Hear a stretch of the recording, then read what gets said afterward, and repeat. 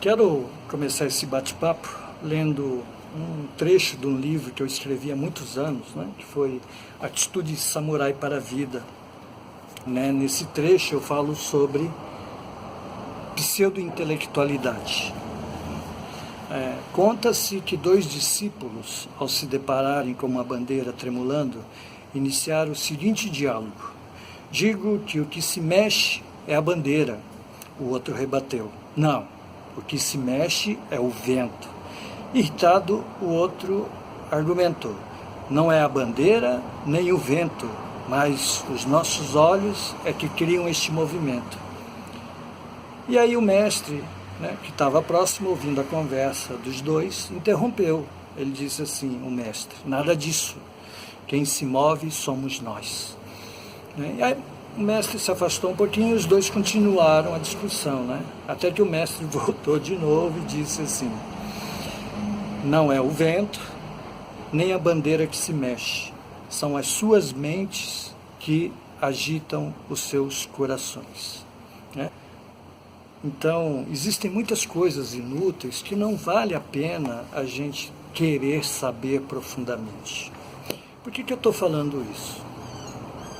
Recentemente, um jovem sensei escreveu para mim pedindo ajuda para que eu esclarecesse a ele algumas terminologias em japonês.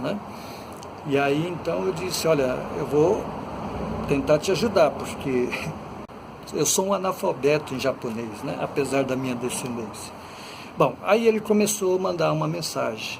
Na mensagem ele dizia assim qual era a pronúncia correta de Yasume, Era Yashime? Eu falei: não, a pronúncia correta é Yasume.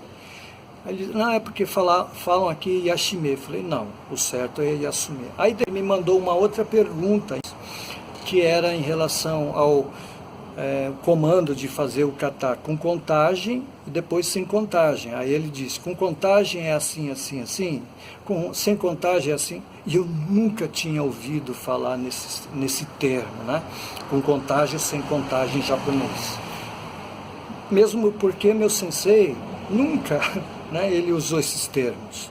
Aliás, uma coisa muito interessante que está surgindo, e também graças à internet, é essa nossa capacidade da gente se inteirar em relação não só às técnicas, mas também a alguns conceitos. Mas tem conceitos, voltando a essa questão, de que tem coisas que não vale a pena a gente perder tempo. Existem muitas terminologias que não vai fazer diferença. Eu vejo que o karatê é prática, os conceitos são importantes, mas antes de tudo é prática, principalmente para quem ensina. Esses tempos uma pessoa me mandou uma mensagem dizendo assim: sensei, o senhor pode falar a diferença entre Shihan, Kyoshi, o Deshi, não sei o que, Eu falei assim: olha, e novamente, recorrendo à vivência que eu tive com um sensei japonês, falei: olha, nós nunca dirigimos ao nosso sensei usando outros termos japoneses. Era sensei, simplesmente. Há uns anos atrás eu publiquei um vídeo falando sobre o que eu pensava em relação ao significado da palavra os. E aí eu escrevi OSS. Aí recebi um monte de paulada, de crítica, dizendo que os não é assim que escreve, os é OSU, aí o outro diz que é OSSU. Está aparecendo essa discussão desses 2 discípulos, querendo saber o que movia a bandeira, sendo que a bandeira move, é o que importa. Então, eu penso assim, tem muitas pessoas buscando essa intelectualidade que às vezes não é necessária e que acaba confundindo quem treina. Uma pessoa perguntou assim para mim: sensei, eu estou começando a treinar o karatê agora e eu estou muito preocupado porque eu não sei ainda os termos, que está com um mês de treinamento e está preocupado em saber as terminologias. Aí eu disse assim para ele: olha, nesse momento, simplifica, procura praticar.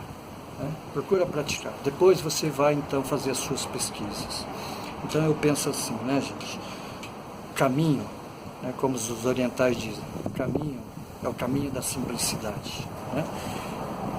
Querer se preencher, né, de conceitos, dominar a língua japonesa e tal, eu acho válido, mas isso é uma pequena parte em relação ao karatê, porque o karatê, acima de tudo, é prática, né? Não adianta a gente copiar uma receita de um prato delicioso, né, deixar anotado ali no papel e até compartilhar essa receita, mas se a gente não experimenta, né, fazer essa receita 1, 2, 3, 4, 5 vezes, né, vai ficar só aquilo. Não vamos ter essa capacidade de nos apropriarmos realmente, né, do que está ali naquela receita. A gente só se apropria quando a gente pratica, né?